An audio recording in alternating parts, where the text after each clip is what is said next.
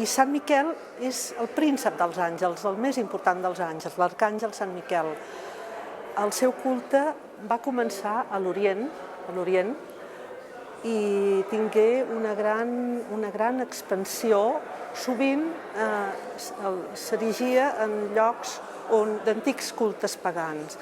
En qualsevol cas, a partir de la construcció d'un santuari a l'Arcàngel a Constantinoble per part de Constantí, això va ser el model de molts altres santuaris d'Orient. A Occident va arribar una mica més tard i se situa en el segle V. A partir del segle V hi ha un seguit d'aparicions de l'Arcàngel, com el Mont Gàrgano, o també l'antic mausoleu d'Adrià a Roma, que s'hi construirà un santuari dedicat a l'Arcàngel. I bé, en època carolíngia, els Pipínedes, els antecessors dels carolingis, ja l'adoptaren, perquè el seu culte era l'Arcàngel que vencia el mal. Per tant, això era una cosa que, esclar, ells lluitaven contra l'infidel, lluitaven contra els sarraïns. I, per tant, diguem-ne, era una figura molt fàcil i molt forta, que els atorgava al mateix temps molta fortalesa.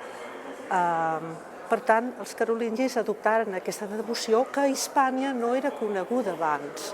I totes les esglésies construïdes a l'Arcàngel són posteriors, són per tant d'època carolíngia.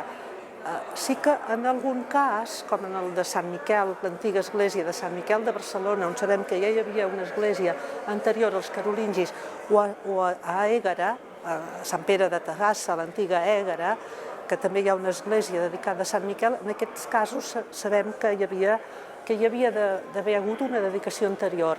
En el cas d'Ègara, ara sabem que és Sant Vicenç, antigament, abans dels sarraïns, però després dels carolingis serà Sant Miquel. Ara, la majoria d'altres esglésies, que se'n construïren moltíssimes, són de nova fundació i sempre en llocs encimbellats, sempre, o voradeus d'aigua, com Sant Miquel del Fai, i moltíssimes més escampades per tot el territori dels comtats catalans a partir d'època carolíngia, documentats des de finals del segle IX i durant el segle X, en molts documents. I a part dels documents escrits hi ha els testimonis de les esglésies preromàniques dedicades a Sant Miquel, que és una altra font que s'ha de sumar.